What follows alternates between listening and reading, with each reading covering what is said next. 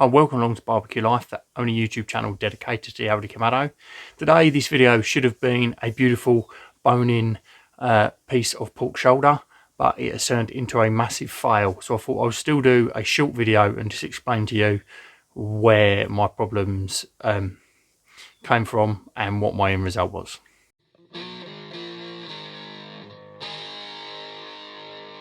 So as I say, this should have been a pork shoulder video, so all of the beginning B-roll footage is what it would be of me setting it up. So we've got a 4 kilogram piece of pork shoulder that I rubbed in the Rusty Barbecue Company's honey hogwash. I'm not going to go into much more detail other than that because it doesn't really matter anymore.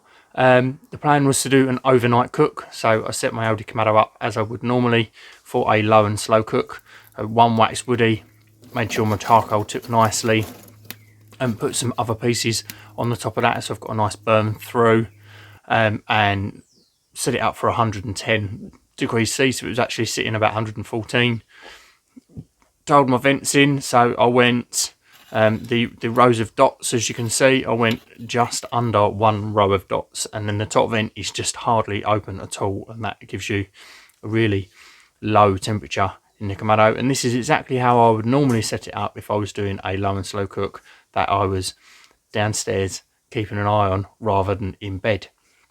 So I put the pork on about 8:30 last night, thinking if I can take that through to 5:30, 6 o'clock this morning, and that is going to give it a good 9 to a 9.5 hour cook, and it should be just about where it needs to be in the morning. Obviously it might have gone slightly over, it might have been slightly under, but that was my ballpark, was about 9 hours.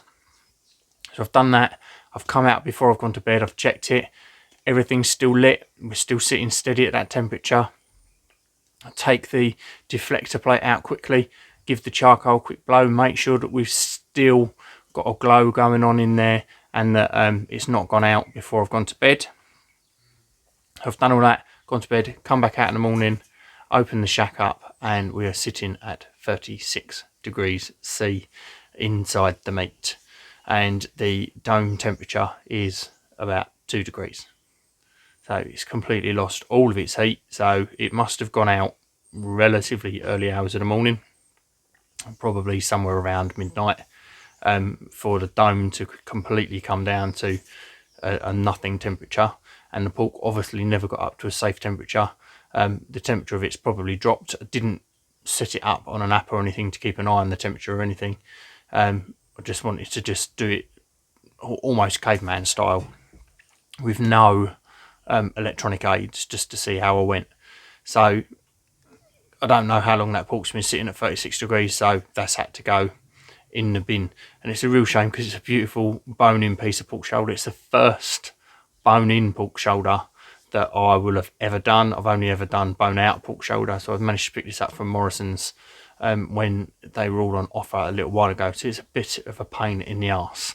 But anyway, so we've got rid of the meat. Now we need to work out why the kamado went out. So I've set the camera up over the top, and you can see that there's a bit of ash, but not a massive amount of ash that would be causing too many issues. So just want to take these top pieces off, which never actually took after I put them on there before I went to bed. So we know that it went out not that soon after I went to bed, which is a bit strange. So I've taken that out.